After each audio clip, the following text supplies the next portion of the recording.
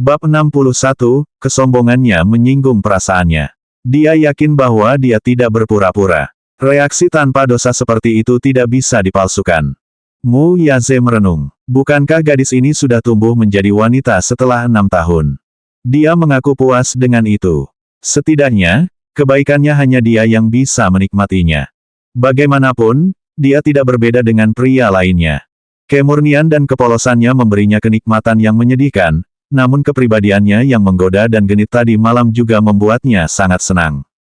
Dia menggodanya dengan senyum jenaka, "Mengapa kamu begitu malu?" Suaranya terdengar dewasa dan menyenangkan, lembut dan karismatik. Itu membuat jantungnya berdebar kencang, dan dia semakin tersipu. Dia tersenyum melihat reaksi wanita itu dan berkata dengan geli, "Kamu tidak seperti ini tadi malam." Dia membelai pinggang mungilnya dan dengan setengah hati mengangkat roknya. Tangannya yang besar meraba-raba dengan invasif dan membelai punggungnya yang halus. Tercengang, dia segera memegang tangannya yang bergerak bebas. "Berhenti. Berhenti." Dia menatapnya dengan mata hitamnya yang membara. "Hentikan. Hentikan ini," tolaknya dengan tegas. Dia jelas tidak berpura-pura seperti wanita lain. "Kau tidak mengatakan itu tadi malam." Yun Sishi agak ngeri dan menundukkan kepalanya karena malu. Saat itulah dia menyadari kedekatan mereka. Dia mundur dengan gelisah, namun dia ditahan dengan kuat di tempatnya oleh telapak tangannya yang besar. Tidak ada cara baginya untuk menghindarinya kali ini. Hatinya hancur dan dia bergumam, "Maaf. Tadi malam, adalah kecelakaan. Aku tidak tahu apa yang terjadi, aku sangat minta maaf jika aku membuatmu dalam masalah." Dia memotongnya dengan mudah, "Saya sangat puas." Dia mendongak karena terkejut dan melihat cek tergantung di depannya. Jumlah yang tertulis adalah 200.000 yuan, dengan tanda tangan yang ditulis dengan elegan di bawahnya, Mu Yaze. Dia sempat bingung dan tidak bisa memahami tindakannya. Dia tersenyum canggung dan bertanya, "Tuan, apa maksud Anda dengan ini?" Dia benar-benar bingung. Mengapa pria ini tiba-tiba memberinya cek? Apa maksudnya melakukan ini? Apakah dia baru saja memperlakukannya sebagai wanita seperti itu? Dia sedikit tersinggung. Dia ingin keluar dari mobil dan menjauh sejauh mungkin darinya. Bibirnya sedikit melengkung seperti lelucon sarkastik. Kebingungannya memiliki arti lain baginya. Apa, 200.000 yuan tidak cukup? Apa? Dia bahkan semakin bingung. "Wanita, apakah kamu benar-benar tidak bersalah atau hanya berpura-pura tidak bersalah?" Pria itu mencubit rahangnya dengan kuat hingga air mata mengalir di matanya. "Saya bertanya apakah cek ini cukup untuk membelikanmu satu malam." Dia terkejut ketika mendengar pertanyaan itu. Dia tidak menjawab untuk beberapa saat.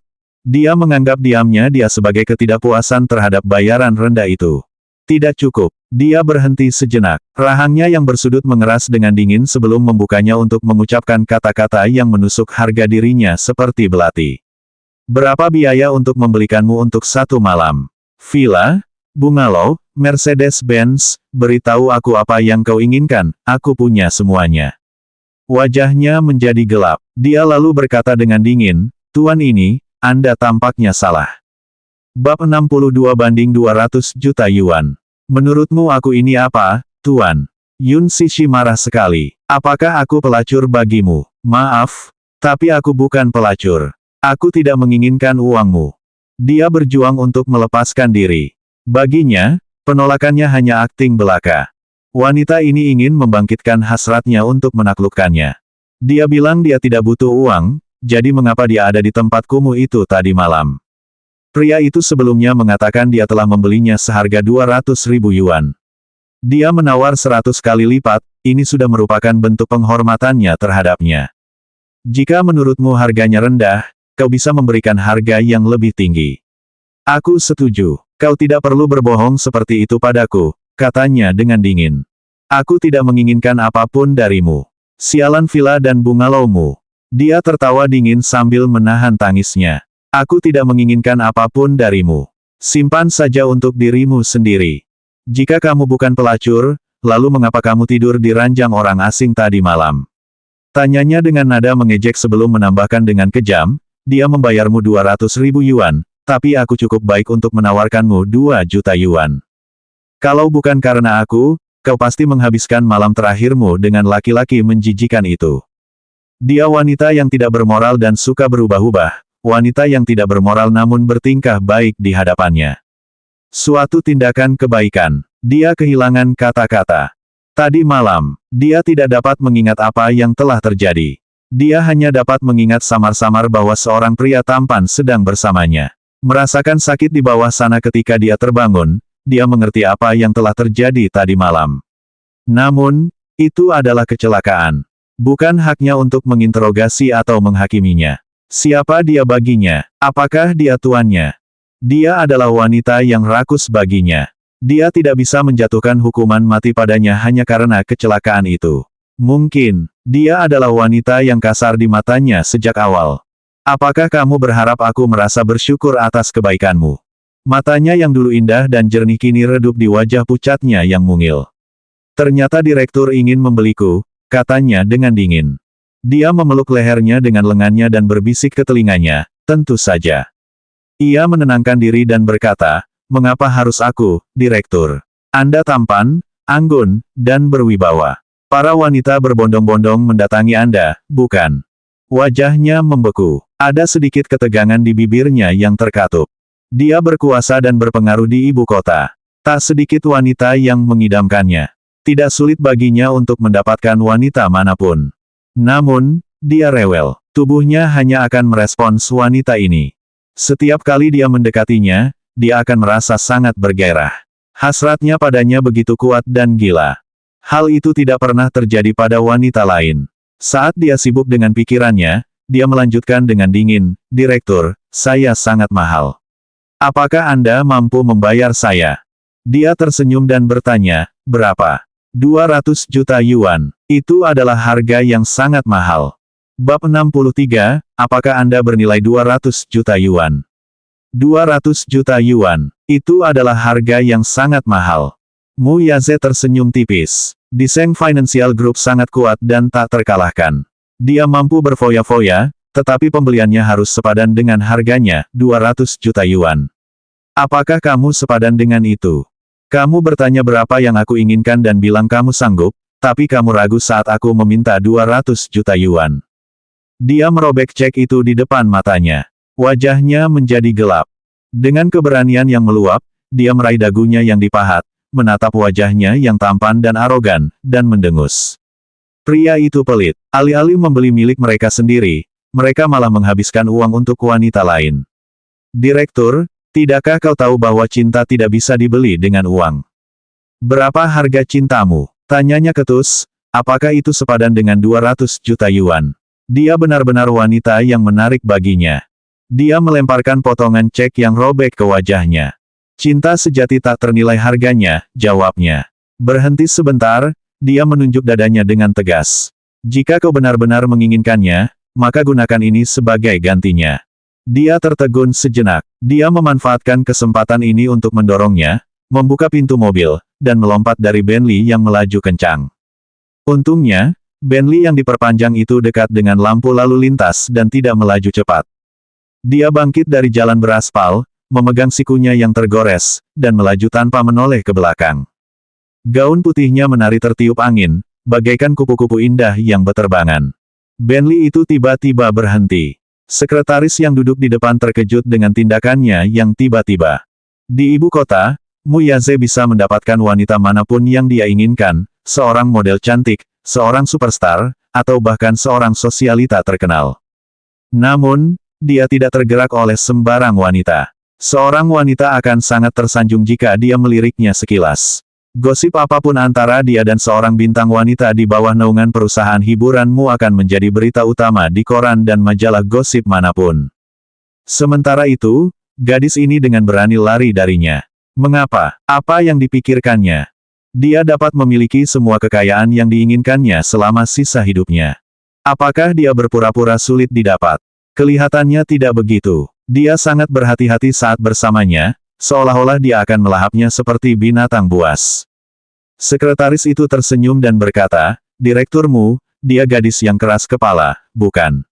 Dia benar-benar berbeda dari kebanyakan wanita. Dia menyukai gadis yang rendah hati ini dengan harga dirinya yang besar. Dia mengalihkan pandangannya yang dingin. Teruskan. Bentley itu melaju perlahan. Ketika Yun Cixi masih belum pulang, Yuyu memutuskan untuk keluar dan membeli telepon genggam baru. Ponsel yang diberikan ibunya terlalu mendasar. Bahkan tidak ada pelacak GPS yang dapat digunakannya pada saat-saat kritis untuk menemukan ibunya. Dia selalu cerdas dan cepat belajar. Saat berusia 4 tahun, ia sudah dapat merakit komputer super sendiri. Bab 64, Suatu Kebetulan. Saat berusia 4 tahun, ia sudah dapat merakit komputer super sendiri. Sistem ini sangat canggih sehingga tak tertandingi oleh laboratorium sains terkemuka manapun. Meski usianya belum mencapai 7 tahun, prestasinya sudah menarik perhatian dunia. Namun dia menyembunyikan semua itu dari ibunya. Sambil menyapukan pandangannya ke rak buku, ia tak sengaja menemukan sebuah majalah hiburan. Gambar seorang pria tampan di sampulnya menarik perhatiannya. Dia berjinjit untuk meraih majalah yang tidak dibungkus itu. Dia melirik judul berita, "Wanita misterius berselingkuh tengah malam dengan pangeranmu." Dugaan perselingkuhan tersembunyi terungkap.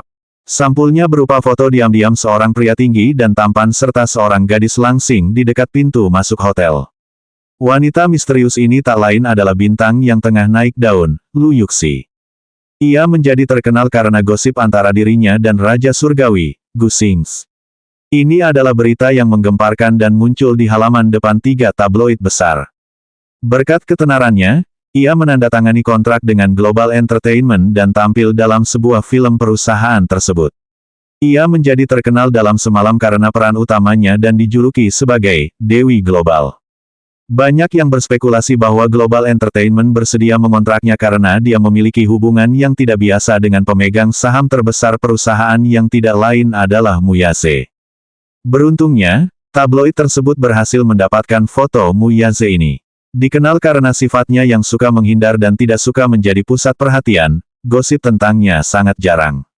Oleh karena itu, paparazi lebih memperhatikan keterlibatannya dengan urusan pribadi Lu Yuxi. Lebih jauh lagi, majalah tersebut akan menerima panggilan negosiasi dari grupmu setiap kali menerbitkan gosip tentangnya.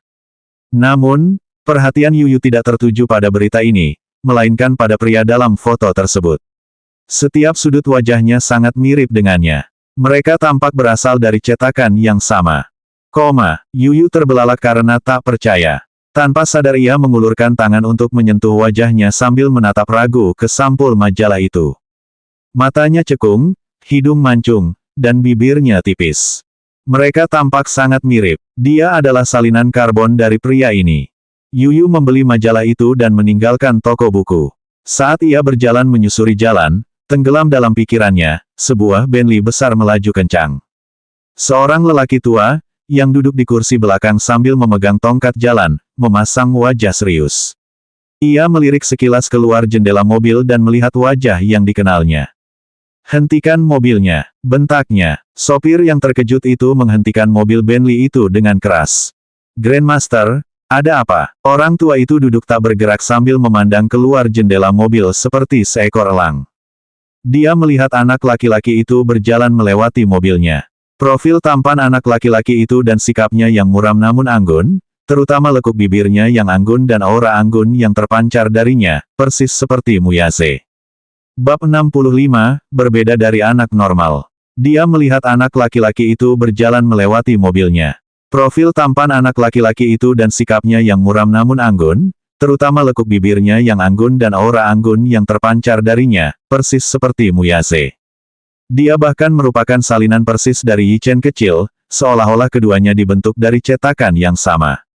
Kalau saja anak laki-laki itu tidak memancarkan aura yang anggun, dalam, dewasa, dan rendah hati yang sama sekali berbeda dengan aura Yi Chen, dia pasti akan mengira kalau anak itu adalah Yi Chen kecil sendiri. Dia sedikit terkejut. Penampilan fisik anak ini sangat mirip dengan Muyase. Melihat anak itu, dia tampak berusia sekitar 6 atau 7 tahun. Dari pakaiannya, orang bisa tahu bahwa dia berasal dari keluarga biasa, tetapi bagaimana mungkin ada kebetulan seperti itu? Angin sepoi-sepoi meniup poni anak itu. Kebetulan saja anak itu mengangkat wajahnya saat itu. Melihat anak itu dengan saksama, dia bisa mengatakan bahwa ini bukan sekadar kebetulan. Lelaki tua itu mengulurkan tangan dan mendorong pintu mobil hingga terbuka. Melihat tindakannya, Sopir bergegas turun dari mobil dan berjalan ke sisinya untuk membantunya. Namun, lelaki tua itu menolak bantuannya dan mendorongnya ke samping. Ia bersandar pada tongkatnya dan bergegas ke arah anak itu. Sopir itu buru-buru membuntutinya. Kakekmu memiliki tubuh yang lemah dan harus mengunjungi rumah sakit setiap bulan. Sebelum pergi, wanita muda itu terus-menerus mengingatkannya untuk menjaga kakekmu, jadi tidak boleh ada yang salah. Yuyu berjalan dengan langkah tetap, tidak cepat dan tidak lambat, namun jarak antara dia dan lelaki tua itu perlahan-lahan bertambah besar. Lelaki tua itu menunjuk ke arah bocah lelaki itu. Sopir itu segera melangkah maju, mencengkeram lengan baju Yuyu, dan menariknya ke samping. Berhenti di situ, Yuyu, yang dicegat oleh seorang pria asing, tidak dapat memahami situasi tersebut.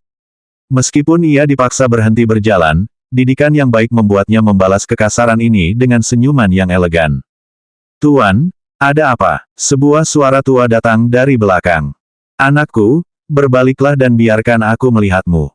Mendengar itu, Yuyu dengan santai berbalik dan menghadapi lelaki tua itu sambil menyeringai. Dia dibesarkan dengan baik, sehingga dia memiliki sopan santun dan menghormati orang yang lebih tua. Lelaki tua itu tampaknya berusia 60-an. Meskipun tubuhnya lemah dan lamban, matanya setajam elang. Wajahnya tanpa ekspresi, namun dia tampak berwibawa. Seluruh dirinya memancarkan aura keagungan dan intimidasi. Dia mungkin seorang pria yang telah melewati badai yang tak terhitung jumlahnya. Hanya dengan melihatnya saja, orang bisa tahu bahwa dia adalah sosok yang kuat di masa jayanya. Ketika dia memperhatikan anak itu lebih dekat, dia tidak dapat mempercayai matanya. Mungkinkah anak ini, yang sudah sebesar ini, adalah anak haram Muyase? Bagaimana itu bisa terjadi? Muyase, anak laki-lakinya, selalu tidak berperasaan terhadap wanita. Mengapa dia melahirkan anak dengan wanita lain di belakangnya? Namun, anak ini tampaknya diciptakan dari cetakan yang sama dengan Yichen kecil. Sulit dipercaya. "Anakku, siapa namamu?" Yuyu tersenyum anggun. Dia tidak tahu mengapa, tetapi dia tidak menyukai tatapan tajam lelaki tua itu padanya. Bibirnya yang tipis sedikit melengkung. Ia memperlihatkan wajah yang tersenyum, tetapi tatapan matanya sedikit jauh dan dingin. "Kakek, ibuku berpesan padaku sebelum aku keluar rumah untuk tidak berbicara dengan orang asing." Lelaki tua itu terkejut. Entah karena sorot matanya atau cara bicaranya, anak itu ternyata sudah dewasa. Bagaimana mungkin dia anak berusia 6 atau 7 tahun? Dia, persis seperti Muyase yang berusia 9 tahun. Cerdas, tenang, dan dewasa, bahkan sorot matanya pun sangat mirip. "Siapa ibumu? Beritahu kakek, siapa ibuku tidak ada hubungannya denganmu." Dia mengakhiri kalimatnya dengan mengerutkan bibir. Dia berbalik untuk pergi tetapi dicegat oleh sopir itu lagi. Sopir yang terlatih bela diri itu pun tak segan-segan menyakitinya. Lengkungan di bibir Yuyu berubah dingin. Melepaskan. Bab 66, apakah dia punya ayah? Ia menundukkan pandangannya untuk melihat tangan yang mencengkeramnya. Bibirnya mengerut dan bulu matanya yang tebal terkulai, menyembunyikan dengan sempurna segala keceriaan di matanya. "Kakek, ini staf yang telah kau latih." Yuyu menatap dingin ke arah sopir di sudut pandangnya dan bertanya dengan acuh tak acuh, "Memerintahkan stafmu untuk mengganggu seorang anak, apakah kau tidak takut kehilangan harga diri?" Lelaki tua itu menatapnya dengan tajam beberapa saat sebelum menoleh dan melambaikan tangannya ke arah sopir. "Hai, jangan bersikap tidak sopan." Sopir itu menyadari maksudnya dengan gerakan itu dan segera menarik tangannya. Yuyu merapikan lengan bajunya yang tadi kusut karena dipegang sopir, lalu berbalik untuk pergi. Lelaki tua itu menatap kepergian anak itu dalam keadaan tak sadarkan diri. Ia mengernyitkan dahi dan mengerutkan bibir. "Pak, hai, lakukan apapun yang kau bisa untuk mencari tahu tentang identitas dan latar belakang anak itu." Perintah lelaki tua itu sambil mengetukkan tongkat jalannya. Dia harus menyelidiki identitas anak itu secara menyeluruh karena instingnya mengatakan bahwa dia tidak mungkin salah, anak itu pasti memiliki darah keluargamu yang mengalir dalam nadinya. Begitu sampai di rumah, Yuyu meletakkan tasnya dan mengikatkan celemek boneka beruang di pinggangnya. Ia memindahkan bangku kecil dan mulai sibuk di dapur. Memasak nasi, mencuci bahan-bahan, menyalakan api, dan memasak hidangan. Bocah lelaki itu berdiri di bangku dan memegang sendok sayur besar. Gerakannya luwes dan terampil. Dalam waktu kurang dari 1 jam, 1 meja penuh hidangan, yang sebanding dengan hidangan yang disiapkan di Hotel Bintang 5, tersaji untuk makan malam. Ia melihat jam dan melihat bahwa belum waktunya bagi ibunya untuk pulang kerja. Ia pun membawa pakaian yang telah dikenakannya ke balkon. Bahkan setelah selesai mencuci, Yun Sishi belum juga pulang. Anak laki-laki itu mengangkat sebelah alisnya. Ia mengeluarkan sebuah majalah dari tasnya lagi dan membacanya halaman demi halaman. Sambil menopang dagunya dengan tangannya, ia membaca beberapa halaman sebelum menatap tajam ke sebuah gambar. Ia mengernyitkan alisnya sambil merenung. Ia tiba-tiba mengeluarkan telepon genggamnya dari saku dan menghubungi sebuah nomor. Tepat setelah itu, ia mengeluarkan alat pengubah suara. Ini adalah alat yang telah ia rakit sendiri. Ia menyetelnya ke suara pria dewasa dan menempelkannya di sisi gagang teleponnya. Suara mudanya kemudian berubah menjadi suara pria yang dalam. "Tuan Li, ini Arthur." Di ujung telepon lainnya, terdengar suara seorang pria berbicara dengan penuh hormat. "Ya, Tuan, ada yang bisa saya bantu?" Yuyu memiringkan wajah mungilnya, jari-jarinya mengetuk-ngetuk bagian atas meja secara berirama. Ada kilatan di matanya.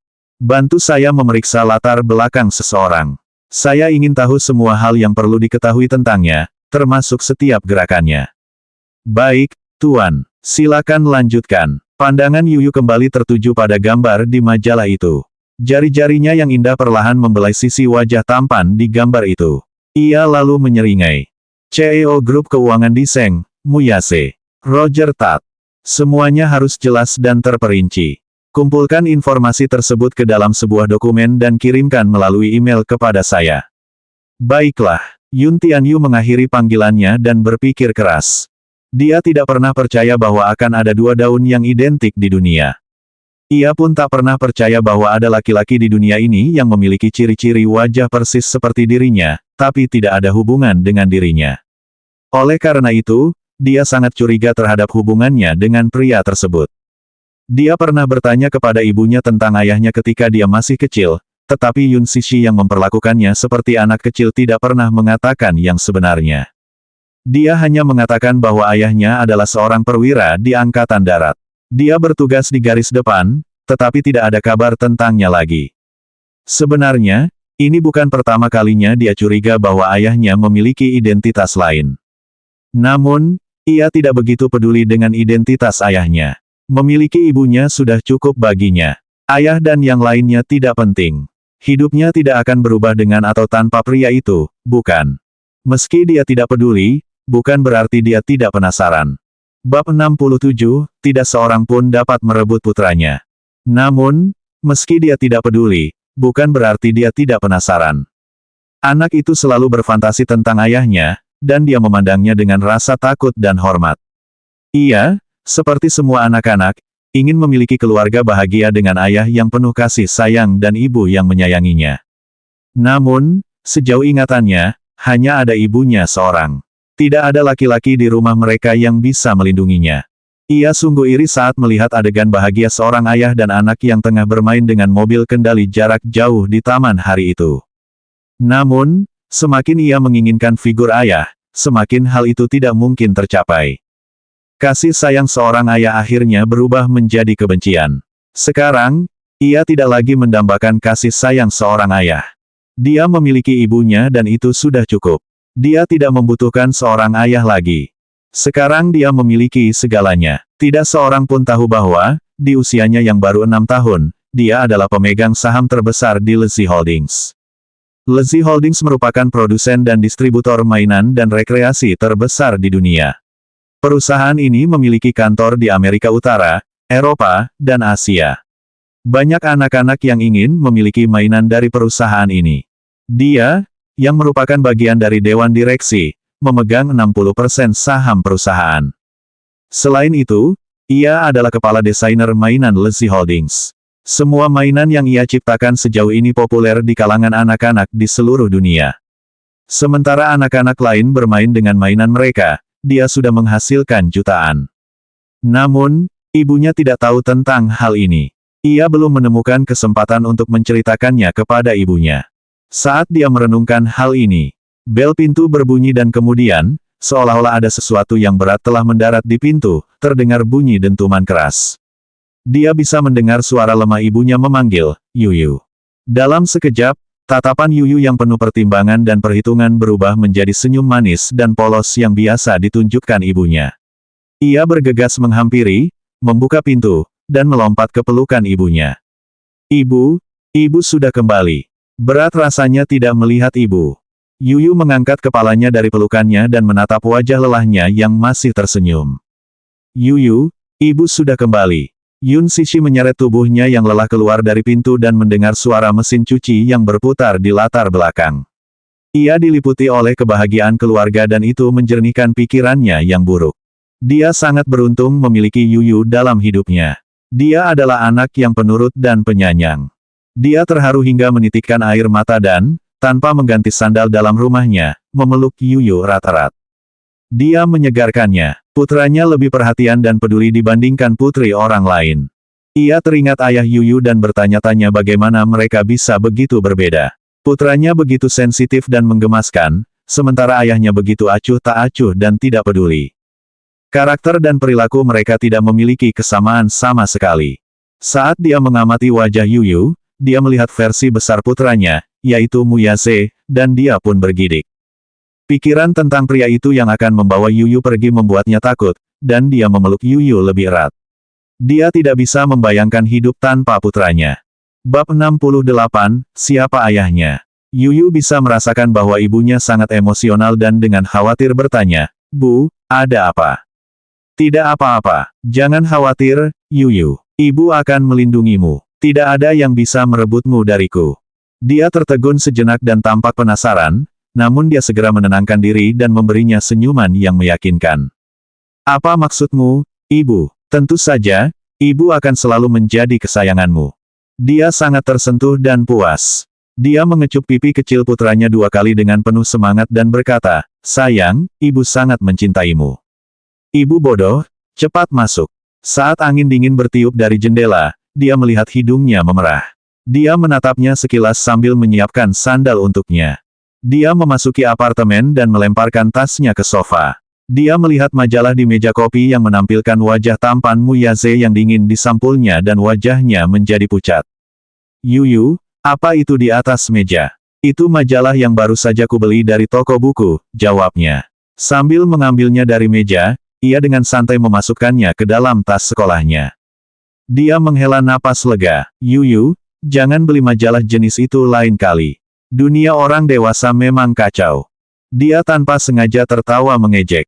Dia masih muda, tetapi pengalamannya dengan dunia orang dewasa tidak kalah banyak. Dia tahu betapa kotor dan tidak adilnya orang dewasa. Ia menata perkakas makan di meja makan di depannya, mengambil semangkuk nasi untuknya, dan meletakkan hidangan kesukaannya di hadapannya. Layanan yang diberikan benar-benar luar biasa. Hatinya dipenuhi dengan rasa puas dan bahagia saat dia menikmati perhatian penuh dan perawatannya yang penuh perhatian. Ibu bodoh, cepat habiskan makananmu. Dia mengambil mangkuknya dan melahap nasi itu dalam hitungan detik. Dia menatapnya dengan pandangan menghina dari sudut pandangnya. Dia sangat sopan dan santun saat menghibur orang lain, tetapi dia sangat tidak sopan saat itu. Dia benar-benar bisa membuat orang lain takut dengan cara makannya. Ibu, tolong bersikaplah lebih sopan. Ibu harus mematuhi tata krama di meja makan, makanlah dengan perlahan dan tenang. Dia tidak terganggu dengan omelannya. Dia sudah di rumah dan tidak merasa perlu untuk melatih dirinya lagi. Tidak apa-apa, hanya ada kita berdua di sini, jawabnya. Sebagai pembelajar yang cepat, ia belajar memasak pada usia 4 tahun dan dapat menyiapkan hidangan lezat dari buku masak manapun. Pada saat itu, ia dapat dengan mudah memasak masakan Perancis, kontinental, atau Cina. Keahliannya setara dengan koki bintang. Selama ini, dia dimanjakan olehnya dan masakannya. Dia bahkan menganggap makanan yang disiapkan oleh koki hotel lebih enak daripada masakannya. Hal ini membuatnya semakin khawatir. Dia tidak bisa hidup tanpanya. Dari satu sudut pandang, dia bisa dianggap sebagai ibu yang sukses karena membesarkan anak yang berbakti dan penurut. Di sisi lain, dia dapat dianggap gagal sebagai ibu karena mendelegasikan sebagian besar pekerjaan rumah tangga kepada putranya. Yuyu tidak mengangkat mangkuknya. Ia menopang dagunya dengan jari-jarinya yang saling bertautan dan menatap ibunya sambil tersenyum penuh arti. Ibu, bolehkah aku bertanya sesuatu? Dia menelan sesendok nasi dan secara refleks menjawab, ya. Pertanyaan apa? Dia bertanya sambil tersenyum, siapa ayahku? Sebelum dia sempat menyelesaikan pertanyaannya, wajahnya memerah dan dia tersedak nasinya. Dengan tenang dia memberikan semangkuk kuah hangat dan membelai punggungnya dengan menenangkan saat dia mencoba membersihkan sisa nasi dari tenggorokannya. Bab 69, yang berharga yang tidak bisa direbut. Sebelum dia sempat menyelesaikan pertanyaannya, wajahnya memerah dan dia tersedak nasinya. Dengan tenang dia memberikan semangkuk kuah hangat dan membelai punggungnya dengan menenangkan saat dia mencoba membersihkan sisa nasi dari tenggorokannya. Dia harus meneguk 3 teguk kuahnya sebelum dia bisa menelan makanannya dengan susah payah. Dia menatap Yuyu yang tampaknya tahu sesuatu. Mengapa dia tiba-tiba menanyakan pertanyaan ini? Apakah dia mendeteksi sesuatu? Dia melihat betapa panik dan tak berdayanya dia dan memberinya senyuman meyakinkan, dia tidak tahu apa-apa. Dia menepuk dahinya sendiri karena menyadari kenyataan yang mengerikan itu. Ketika Yuyu masih jauh lebih muda, dia biasa menanyakan pertanyaan ini padanya. Yuyu berbohong kepadanya untuk memuaskan rasa ingin tahunya, tetapi Yuyu tidak dapat mengingat lagi apa yang telah dia katakan kepadanya saat itu. Kalau jawabannya tidak sesuai dengan jawaban sebelumnya dan dia masih ingat apa yang dikatakannya waktu itu, dia akan tahu bahwa dia telah berbohong padanya. Dia ragu-ragu dan memutuskan untuk mengganti topik pembicaraan. Hei, sayang, kemarilah dan pijat ibu. Aku pegal-pegal karena seharian bekerja. Dia melihat pria itu menatapnya dengan pandangan menghina. Dia berkeringat dingin. Kau, apa maksud tatapan itu? Dia merasa sangat bersalah. Yuyu menghela nafas dan berkata, apa yang akan kulakukan padamu? Ia berdiri, duduk di sampingnya, dan mulai mengusap bahunya. Diam-diam dia mendesah lega karena berhasil keluar dari situasi sulit itu. Tentu saja dia tidak melihat ekspresi serius dari putra kesayangannya saat dia berdiri di belakangnya. Dia melihat ekspresi skeptis dari gadis itu dan bertanya dengan lembut, aku meneleponmu tadi pagi, tapi yang menjawab malah pamanku. Apa? Dia tercengang. Apakah laki-laki itu? Siapa paman itu? Suara Yuyu yang polos hanya membuatnya merasa gugup. Dia bertanya dengan hati-hati, apakah paman itu menanyakan sesuatu padamu, seperti namamu, mungkin? Tidak, dan bahkan jika dia melakukannya, aku tidak akan memberitahunya. Ibu menyuruhku untuk tidak memberitahukan namaku kepada orang asing, jawabnya sambil cemberut. Yuyu memang anak yang penurut. Ia benar-benar terhibur dengan jawaban putranya. Aku bahkan meminta paman untuk menaikkan gajimu. Imbuhnya polos lalu menyeringai lebar. Matanya berkaca-kaca ketika dia bertanya dengan suara serak, kau tidak akan meninggalkan ibu, kan? Dia langsung menjawab, kamu tidak akan pernah meninggalkan ibu. Mengapa ibu menanyakan hal itu? Jika, dia menarik napas dalam-dalam lalu memutuskan untuk berkata, jika suatu hari ayahmu memintamu untuk. Tidak akan pernah. Aku akan selalu menjadi milikmu, ibu. Aku hanya mencintai ibu. Pengakuan tulus dari sang anak membuat sang ibu menangis. Dia memeluknya erat-erat sambil menghilangkan kegelisahannya. Tak seorang pun bisa mengambil Yuyu darinya. Merasa menyesal, dia menatapnya dan berkata, Yuyu, ibu tidak akan pernah meninggalkanmu sendirian di rumah lagi. Wajah Yuyu memerah karena malu ketika dia memeluknya erat-erat di dadanya, tetapi dia terus menepuk punggungnya untuk menenangkannya. Saat itulah dia melihat luka yang mengerikan di sudut mulutnya. Dia terdiam dan bertanya dengan cemberut, Ibu, apa yang terjadi dengan bibirmu? Bab 70, skor ini harus diselesaikan cepat atau lambat. Terkejut, dia mencoba menepis pertanyaannya. Aku menggigit diriku sendiri secara tidak sengaja, saat makan. Dia menatapnya dengan pandangan tidak percaya. Ibu, kok bisa ibu bisa menggigit ujung bibir ibu? Oh, kumohon, bisakah kau memberikan kebohongan yang lebih kredibel? Dia benar-benar memperlakukannya seperti anak berusia 6 tahun. Kalau dipikir-pikir lagi, dia memang baru berusia 6 tahun. Dia merasa malu karena putranya mengetahui kebohongannya dan dengan cepat berkata, itu benar-benar disebabkan oleh gigitan. Namun, bukan dia yang menggigit bibirnya. Rasa kebijaksanaannya setajam ayahnya. Dia menatapnya dengan mata menyipit dan bertanya, siapa yang menggigitmu? Dia memikirkan lelaki itu dan kepalanya terasa sakit. Ayah dan anak itu sangat mirip dalam hal ini. Dia terkekeh pelan. Aku menggigit diriku sendiri secara tidak sengaja. Dia tidak mendesak masalah itu lebih jauh dan malah berkata sambil cemberut, ibu harus memberitahu ibu jika ada yang menindas ibu. Ibu akan melindungi ibu. Dia tertawa. Anak ini mungkin baru berusia 6 tahun, tetapi terkadang dia bisa begitu serius dan dewasa. Dia bahkan tampak lebih dewasa daripada dirinya. Namun, dia tidak terlalu memikirkannya, karena mengira kata-kata itu diucapkan karena dia peduli padanya. Terharu, dia mencium keningnya dan menggendongnya. Dia tersenyum hangat padanya meski hatinya berdesir sakit. Ibunya seharusnya menikmati masa mudanya, tetapi ia harus menanggung beban yang begitu berat. Demi membesarkannya, dia bekerja dan belajar di saat yang sama. Ketika dia masih jauh lebih muda, dia tidak berani berfoya-foya untuk dirinya sendiri. Tubuhnya hampir menyerah karena kelelahan. Dalam beberapa kesempatan, dia hampir mengatakan kebenaran tentang kemampuannya kepadanya.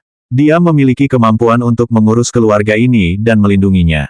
Namun, dia khawatir dia tidak akan bisa menerima kebenaran tentang dirinya dan akan menganggapnya sebagai monster. Dia memeriksa tagihan bulan-bulan sebelumnya, dan jumlah pengeluarannya mengejutkannya. Mereka tinggal di distrik yang dekat dengan zona pendidikan di pusat kota. Daerah itu damai dengan lingkungan yang bagus dan dianggap sangat aman. Selain sewa yang sangat mahal, tagihan listrik dan air bulanan juga sangat tinggi. Terlebih lagi, ia ingin agar suaminya bersekolah di sekolah yang bagus. Ia memberikan yang terbaik dalam segala hal. Gajinya pun pas-pasan setelah dikurangi semua biaya tersebut. Penghasilannya sebelumnya sebesar 20.000 yuan mungkin tampak menarik, tetapi, pada kenyataannya, itu hampir tidak cukup untuk melunasi tagihan bulanan mereka. Ibu, lain kali jangan terlalu memaksakan diri. Itu membuat hatiku sakit. Aku tidak mau sekolah taman kanak-kanak atau kursus pengayaan yang mahal, jadi jangan terlalu memaksakan diri, katanya sambil meliriknya dengan penuh kasih sayang. Aku ingat Bibi Xiao Sui pernah bilang kalau akting adalah impian ibu. Kalau ibu punya impian, Yuyu pasti akan mendukungnya. Ya, tolong jangan cemberut. Itu membuat hatiku sakit. Dia menatapnya dengan penuh rasa minta maaf dan mencoba menghilangkan kekhawatirannya dengan tepukan tangan. Ayo, makan. Ibu salah. Aku melanggar peraturan rumah hari ini ketika aku membawa pekerjaanku pulang. Lihat, makanan yang kamu masak menjadi dingin dan itu salahku. Dia tersenyum dan mengambil sumpit sementara dia duduk di sampingnya tanpa berkata apa-apa lagi, matanya bersinar seperti bulan sabit yang lembut dan bersinar. Dia selalu kuat saat menghadapi tantangan dan rintangan dan biasanya bisa melupakan segalanya segera setelahnya. Namun, dia akan melunasi hutangnya tadi malam cepat atau lambat. Selanjutnya bab 71, Injakan Ganas Teratai Putih.